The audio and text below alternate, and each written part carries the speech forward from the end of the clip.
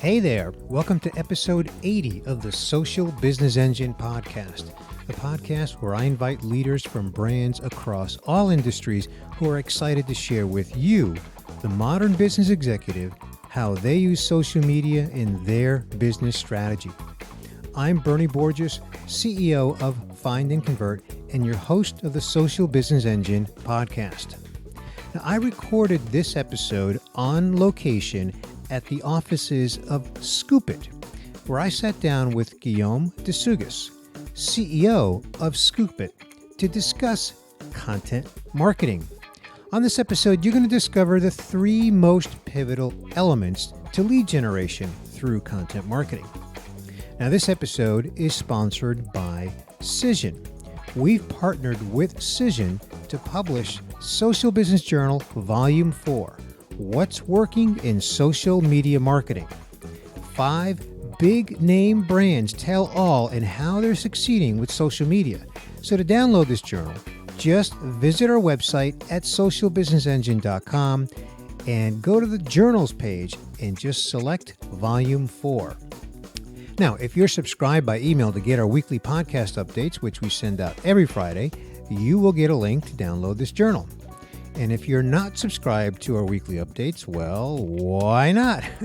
Just visit our subscribe page where you can just download it from our journals page, or visit our subscribe page where you can get subscribed. And now here's my interview with Guillaume Decugis, CEO of Scoop.it, recorded on location at the Scoop.it office in San Francisco. Well, Guillaume, welcome to the Social Business Engine podcast. Good morning, Bernie. Very excited to be here. Terrific. Well, I'm excited to be hosted by you here in your office. Thank you very much. I love being in this cool downtown San Francisco office here at Scoop.it, and really a hip place. I can see all the energy and the ideation and just all the energy. It's fantastic. So thanks for visiting us. And it's a very terrific place and full of energy. So absolutely. Well, let's talk about how businesses are generating leads through content right now. So I know that that's near and dear to what you guys do here at Scoop.it and how you help customers do some really good things in their business, right? So why don't we begin with the role of content? How should content be the fuel of lead generation by bringing traffic to landing pages and, just kind of peel back the onion on that? Yeah. So the reason we're very interested in lead generation for content is that, when content marketing started, a few years ago, a lot of people jumped on it, not really sure about, whether it could deliver, bottom line objectives, like really meaningful objectives for the business. We looked at this as saying, well, if content is going to be helpful, yes, it needs to help brand awareness. But if you're a B2B marketer in a small to mid-sized company, which it's our mission to help, we've seen a lot of people say, yes, it's all good, but how do I show the money to my sales team, to my CEO, to my CMO? And we've done a lot of work on this. And so a lot of things are tied into how do you have an inbound strategy in place. So a lot of people start with creating landing pages, places in their website where people can contact the sales team or download an ebook or a white paper or just simply subscribe to a newsletter. And so the first step that people usually do without thinking too much about content is building all of those landing pages. And companies like HubSpot or Marketo have been very good in describing what you should do. Sure. But the next thing you realize once you've built all of that infrastructure is, how do I get people to those pages that convert, those landing pages, those pages which have forms for people to sign up? And that's where content plays a really important role.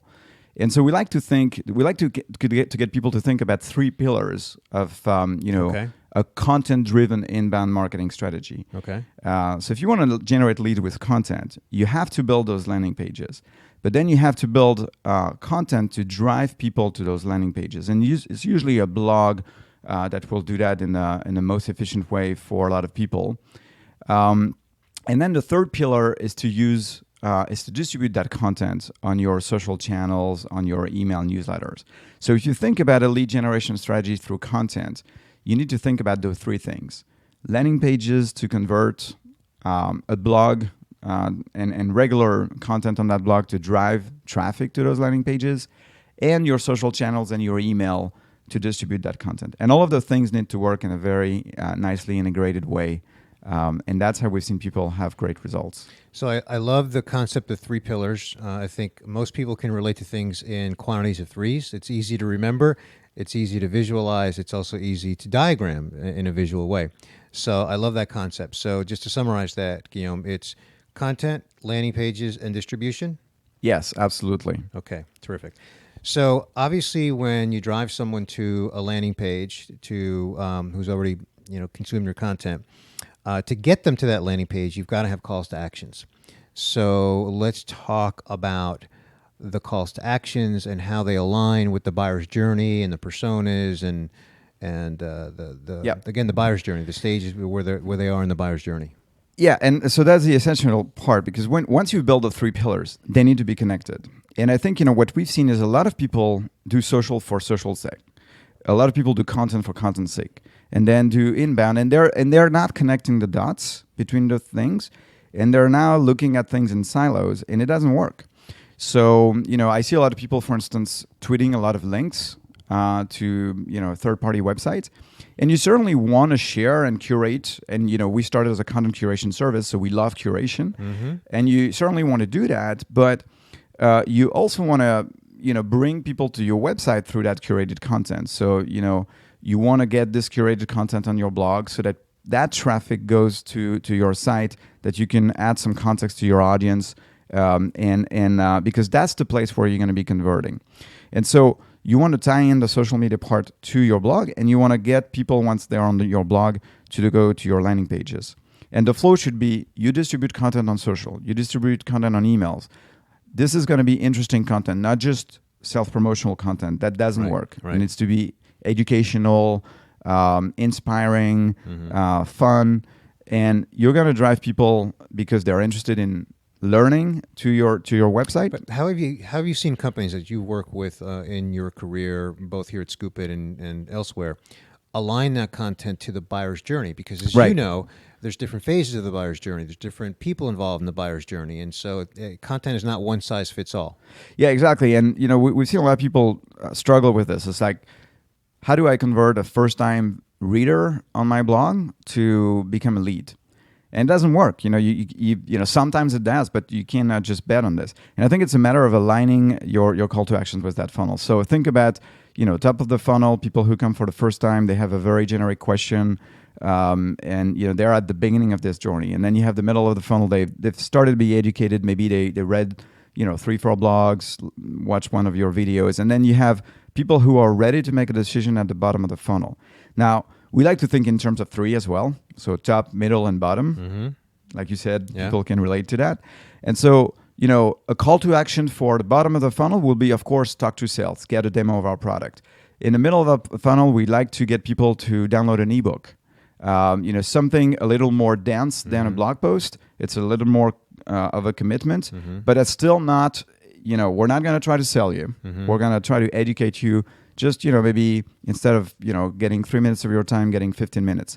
Now, at the top of the funnel, it should simply be subscribe to our newsletter, or, something as simple as that. And so if you have blog posts, if you think of your blog post or your podcast or your video content in terms of, is this answering a top, middle, or bottom of the funnel question?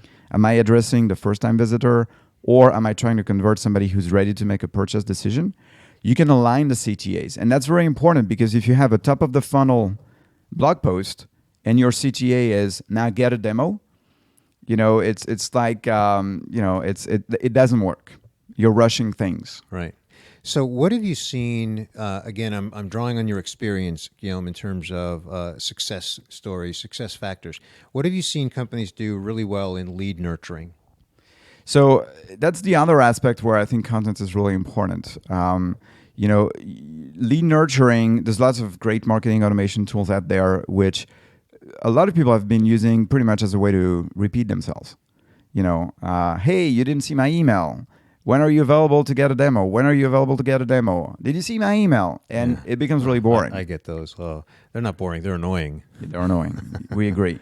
And so what we've seen people, very interesting company examples do is that they will tie in content to those nurturing streams. So yeah, maybe a couple first emails are going to be, hey, we met at a conference or you download an ebook.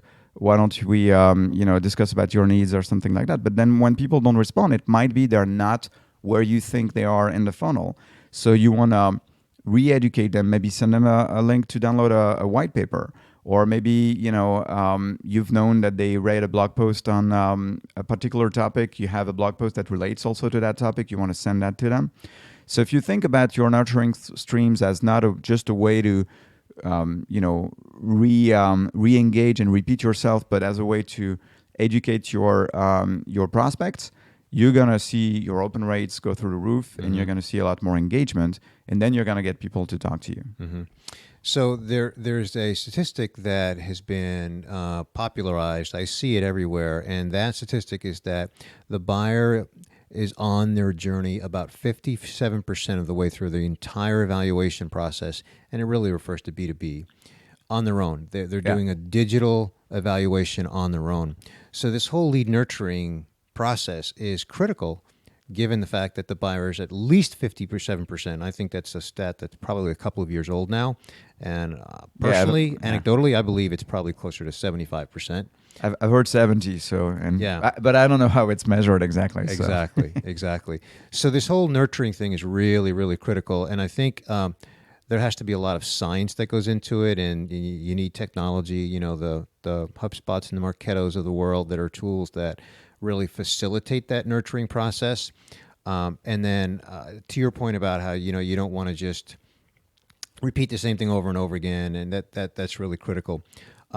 So how does a brand then take this whole process and do it in a way that they're showing the C-suite return on investment? Because it is a process, and there's a learning curve that's involved. Even in my experience from the agency side, Guillaume, the learning curve sometimes is years, and I know a lot of brands don't want to hear that. Yeah. Before I answer that question, just one thing to complete the picture on the nurturing. Sure. Something that's been really helpful for us, and that actually, one of our customers brought is to think of your nurturing stream as an online course. Mm-hmm. If you're thinking about, my job is to educate people on the whys and hows and all of the aspects of a certain problem, think like a teacher. They're coming at you from a certain angle. What are the next 5-10 pieces of content you want to send them to educate them about your problem? And they can go through that at their own pace. Mm-hmm. But if they complete the course, then they've realized something important that will make their decision closer to in time and closer to your brand. Mm-hmm. So that's another aspect that I think is very important. And if you think like a teacher, you're gonna be bringing content through those nurturing streams. I like that analogy, because the buyer who's on that journey on his own or her own digitally is absolutely educating themselves. So they need to be educated. Yes, absolutely. And so that's why I think, if you think about, to me, content marketing starts with listing the top 15, 20 questions your buyers have. Mm-hmm. And then, breaking them down in those 3 stages of the funnel. Some people use 7 stages. I think it's overcomplicating the problem. I like to simplify things. But breaking those 15, 20 questions into those 3 buckets, and then having great content to answer those buckets. And this content then can feed your nurturing streams. Then it should be the stuff you blog about, and that drives through CTAs your audience to your landing pages so they convert. Mm-hmm. Now I want to go back to the ROI question. Okay. Right? Because that's definitely something that a lot of people have avoided. And we don't. We've built actually a system, as part of Scoop.it Content Director, that's been a big piece of investment in our product that we built. We think that if you are mapping with a CTA a conversion to each stage of the funnel, there is no reason why your content shouldn't convert. Again, I'm not talking about a conversion as we're ready to buy next week. Right. That only happens bottom of the funnel with bottom of the funnel content, bottom of the funnel people ready to buy. But if you look at top of the funnel, middle of the funnel, this could be subscribe to a newsletter, download an ebook. So if you adjust the CTA, there's no reason why a single piece of content wouldn't be converting. And that's, I think, what you should measure. You should build a report where you should be showing each of the blog posts you've been publishing, each of the podcast video, whatever the format you're using, and you should be connecting this with, okay, people who saw that ended up in a 1 week attribution window, becoming converted somehow, maybe to subscribe to our newsletter, maybe to download an ebook, maybe to talk to sales. And you can have then a visualization of your funnel, and you can see whether you're missing content at the top, at the middle, at the bottom, whether your content is efficient at the top or more efficient at the bottom, and you can adjust that. So thinking this way is very helpful. And each piece of content should be something you measure the efficiency of, not just in terms of traffic. Everybody looks at page views, and more and more people look at the number of shares, but you should look at leads generated per piece of content. Mm-hmm. I think I agree with you, and there's another ROI element that some companies overlook, and it takes some work to figure this out, and that is when you do make a sale, when you win a customer, go back and look at the history of how much content that customer consumed. Absolutely. And over what span of time. Yes. And then if you can measure that and then see a pattern there, and you can get to a point and says, okay, well, 80% of the customers in the last year consumed all of these pieces of content. That's compelling, because now you've got some history that points to success, and now you can double down and do more of that.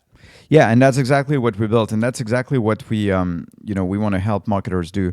Our mission at Scoop.it is to help marketers, small marketing teams get ROI from content marketing. And what we want to give them is a voice at the executive committee, at the table in their discussion with the C-suite. We want them to be able to say, here's how much our content contributed to generating leads and pipeline and revenue this quarter, this month, this week. And so I think historically that there hasn't been that many tools to do that, but there is now ways to track that, and there is data around that. And so, we've been talking about data-driven marketing for a while, but in terms of content marketing, I think it's a very new concept, and the tools are now here. We built one of them, but there are other tools out there and that's really how marketers should think about the ROI, is to be able to say, here's how much our content influenced our pipeline. Mm-hmm. What is your thought on lead scoring, on how it's done, how well it's done, what role it plays in content marketing? So at the moment, I think for us, it's been more useful to think about funnel stages than to think about lead scoring. And I'm not saying I don't want to generalize this.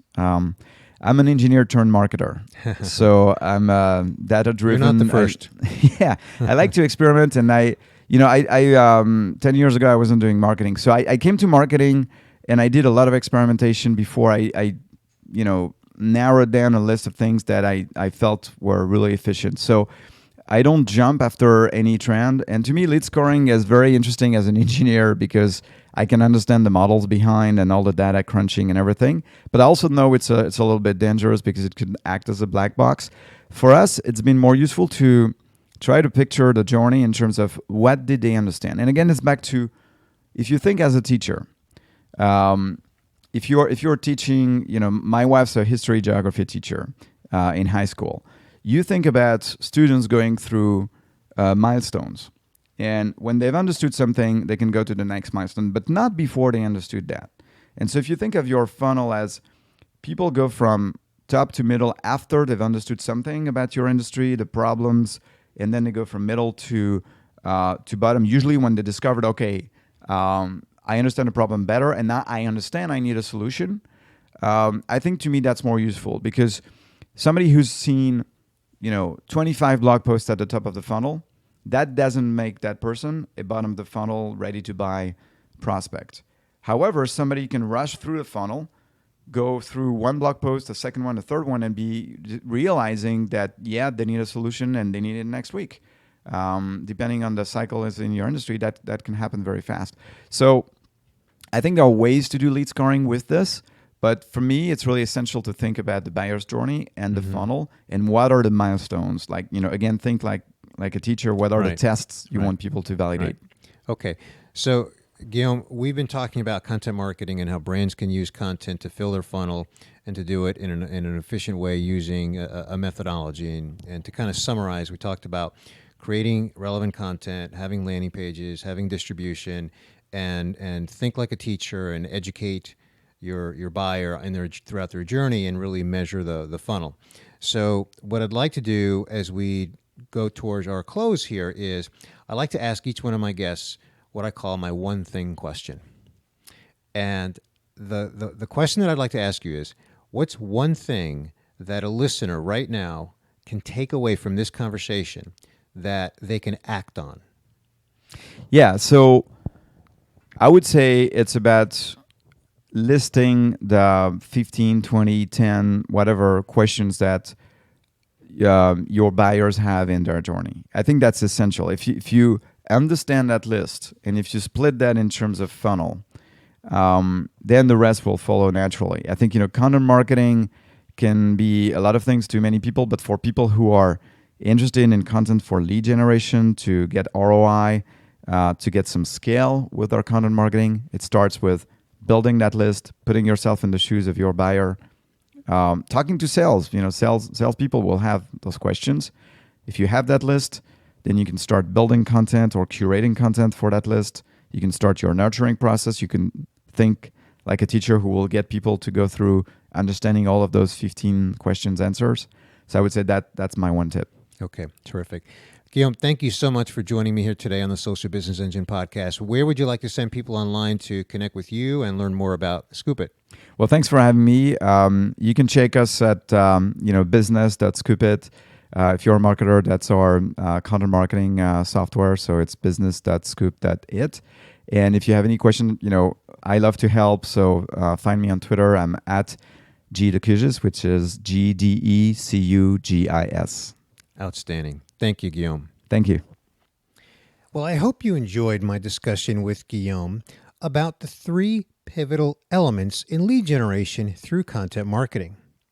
Now, this episode, as you know, is sponsored by Cision, where we've partnered with Cision to publish Social Business Journal Volume 4, What's Working in Social Media Marketing, where 5 big-name brands tell all in how they're succeeding with social media. So to download this journal, just go to our website, socialbusinessengine.com, and visit the journals page and select Volume 4. And if you're mobile right now, don't worry, it's mobile friendly. If you're subscribed by email to get our weekly podcast updates, which we send every Friday, you're going to receive a link to get this journal. And if you're not subscribed to our weekly updates, well, I really don't know why. So just visit our subscribe page. And you can download it from the journals page or visit our subscribe page to make sure that you get on our weekly updates list. Hey, if you're a regular listener to the Social Business Engine podcast, first of all, thank you. I really appreciate you listening. But would you please consider writing a review in iTunes for us so that others can discover our podcast? Just go to socialbusinessengine.com/iTunes for a direct link. Be sure to engage with us in our social media channels, including Twitter, we're at SBEngine, or our Facebook page, which of course is facebook.com/socialbusinessengine, and Google+. And I don't know what it is on Google+. Just search for Social Business Engine. And of course, follow our hashtag SBE Show. Well, that's going to do it for me for this episode 80. I want to thank my guest again, Guillaume Decugis, CEO of Scoop.it. This is Bernie Borges of Find and Convert, wishing you continued success on your social business journey.